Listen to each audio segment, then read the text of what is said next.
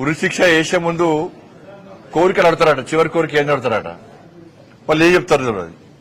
కానీ కమిట్మెంట్ తో పనిచేసే భారతీయ జనతా పార్టీ కార్యకర్తను పిలిచి మీరు అడిగితే, కమిట్మెంట్ తో పనిచేసే భారతీయ జనతా పార్టీ కార్యకర్తను మీరు పిలిచి అడిగితే చెప్పి టక్ పని అయిపోయింది ఒకటే, నేను చచ్చిపోయినాక నా మీద భారతీయ జనతా పార్టీ కండ కప్పాలని, జెండా కప్పాలని అంటారు.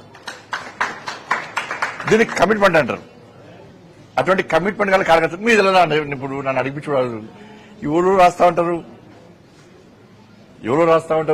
ఏదో చేస్తా ఉంటారు. కాబట్టి దాని మీద పట్టించుకోవాల్సిన అవసరం లేదు, పట్టించుకోవడం కూడా. ఇటీవల పరిణామాల్లో మిమ్మల్ని మంత్రివర్గం బర్తరఫ్ చేస్తున్నట్టు స్పెక్యులేషన్స్ ప్రచారం. కరెక్టే. కేసీఆర్ చేత 17 మంది ఎంపీలు ఉన్నారు.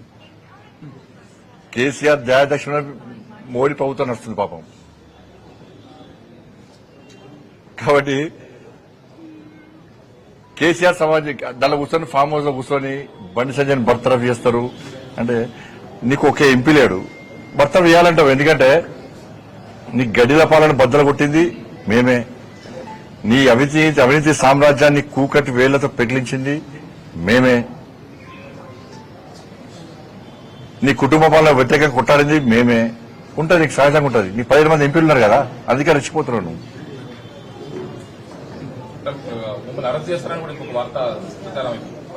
ఇప్పుడు అన్న ఈ కోర్టుల కేసు నడుస్తున్నది, కోర్టు పరిధిలో ఉన్నది. ఇప్పుడు ఒక్కరు గుర్తుంచుకోండి,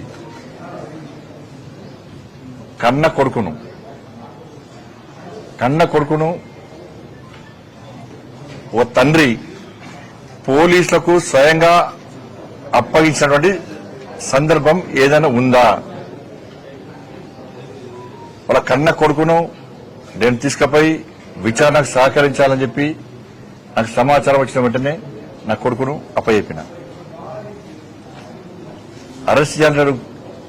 ఇలా కేసీఆర్ కొడుకు ఫేక్ మీడియా ఫ్యాక్టరీ నడుపుతున్నాడు. ఏం జరుగుతుంది, ఏం జరగాలి, ఏం జరిపించాలనేది ఆ కుట్రలన్నీ ఆయన చేస్తున్నాడు. కాబట్టి ఆయన నడితే సమాధానం చెప్తాడు. థ్యాంక్ యూ, ధన్యవాదాలు.